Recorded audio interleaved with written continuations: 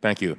Director Krebs, your department is at the tip of the spear when it comes to protecting our elections. One of my worries, however, is that DHS and the Cybersecurity and Infrastructure Security Agency do not have enough employees specifically focused on securing our election infrastructure. According to a DHS Inspector General report released in February 2019, while DHS had 102 advisors to cover its 16 critical infrastructure areas, the department, and I quote, does not have dedicated staff focused on election infrastructure, end of quote.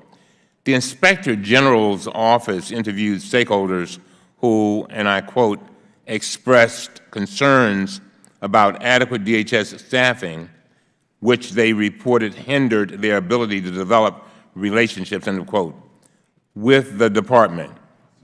How would you respond to that concern? Because it's a very serious one.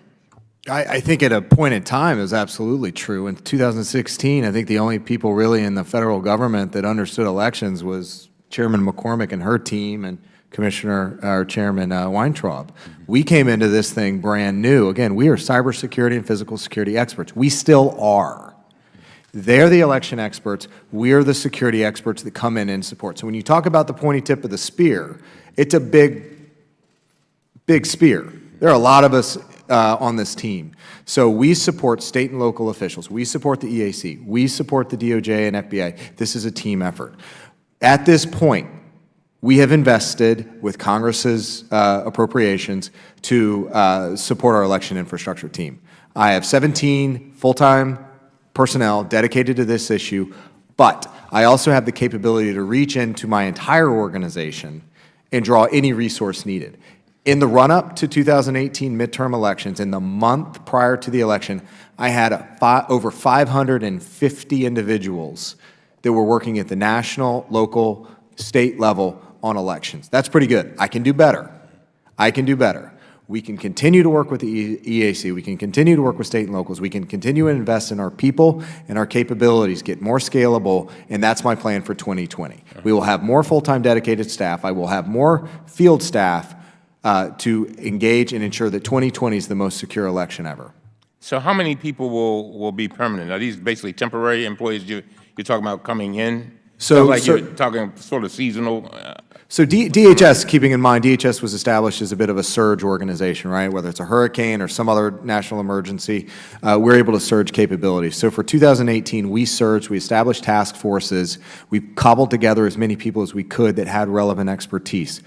Over that time, we also institutionalized as a program. So we've established since an election infrastructure security program, an initiative that is dedicated permanent staff. My hope is by 2020, we'll be well over 24, pushing 30 personnel, dedicated full-time, but able to draw on my field staff. My field staff, in the last 2 years, the demand signal for election infrastructure support services has surged to the point where it's basically a half-time job for my field for my field team. On the other half, they're doing school safety, houses of worship, active shooter, soft target type work. Director Chris, have you or your deputies asked sister employees to deploy to the U.S.-Mexico border? Yes, sir. As a matter of fact, the entire department asked that the components, whether it's TSA, FEMA, anyone else, consider volunteers or the personnel consider volunteering to go down and help some of the logistics support down at the border. So how many of your employees at CISA have been sent to the border, and how many more expected to be sent? So across the agency, 10 have deployed. And I think we have another 10 that are in an availability period where they may deploy down. Now, keeping in mind that across the agency, I've got about 2,200 personnel. About 900 of them are cyber security focused. Another 800 are physical security focused. I have some communication specialists and are actual emergency communication specialists, and I have mission support personnel.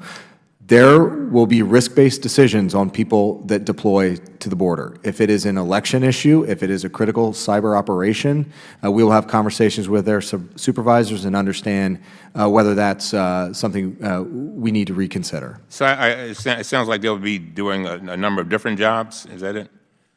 responsibilities? I mean, what will their responsibilities be down there by the border? I'd have to get back to you on the specifics. Acting Secretary McAleenan testified this morning in front of House Homeland and talked about this, but it's logistical jobs. In some cases, it's attorneys, it's driving. The Federal Protective Service has deployed some CDL drivers down. So there are a number of logistics and support functions. If the Chairman will, just one last question. Are CISA employees appropriately trained and qualified to provide security and support the intake of migrants at our southern border? Sir, again, I'd suggest that we work with the department legal team and the HR folks to figure out and work to explain what the actual functions are. My understanding, though, is that any person that goes to the border, whether it's from TSA, FEMA, CISA, anywhere, is going to have the appropriate training to do the function asked on the border. Thank you very much, Mr. Chairman.